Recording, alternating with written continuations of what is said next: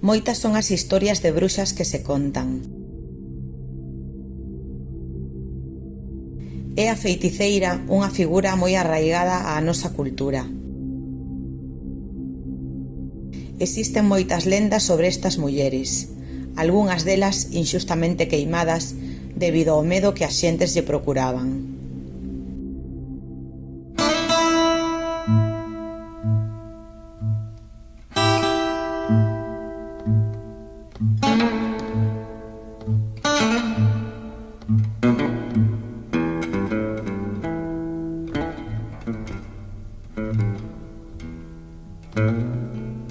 Oh, Captain, Captain. Oh, my captain is so mean.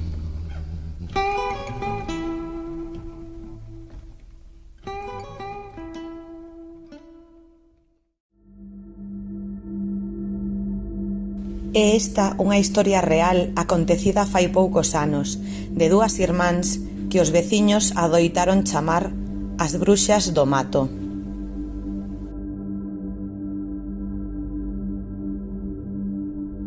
A súa casa de Maside, chea de cruces e bonecas, convertiu a Aurora e Nieves nas protagonistas dunha lenda de meigas.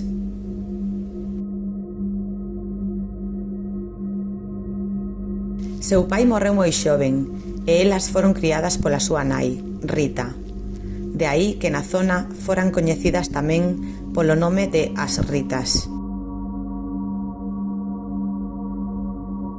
As tres vivían de criar ovellas e porcos que despois vendían, e tamén da esmola que pedían nos povos cercanos.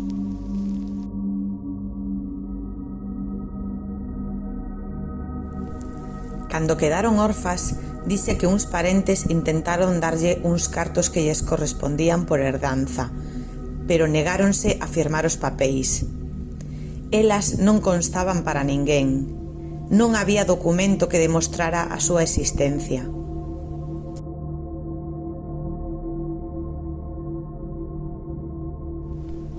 Recolleron chatarra para levantar un muro da finca e así illarse dos veciños, cos que estuveron 30 anos sen dirixirse unha palabra.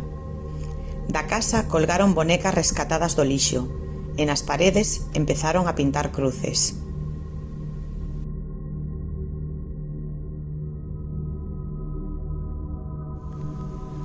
Co paso do tempo, a súa lenda medrou na comarca e eran asiduos os grupos de mozos que ían a insultalas de madrugada e lle intentaban entrar na casa. Elas sufrían en silencio, sen cruzar palabra con ninguén. Pasaron moita fame, non ían ao médico e moitos pensan que o de pintar cruces facíano para protexerse polo medo que pasaban.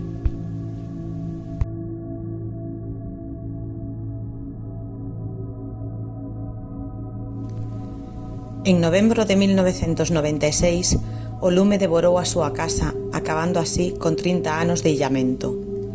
As Ritas, lonxe de pedir axuda, seguiron co seu hermetismo e acomodáronse nun habitáculo de 2 metros cadrados, que foi o único que quedou a salvo das chamas.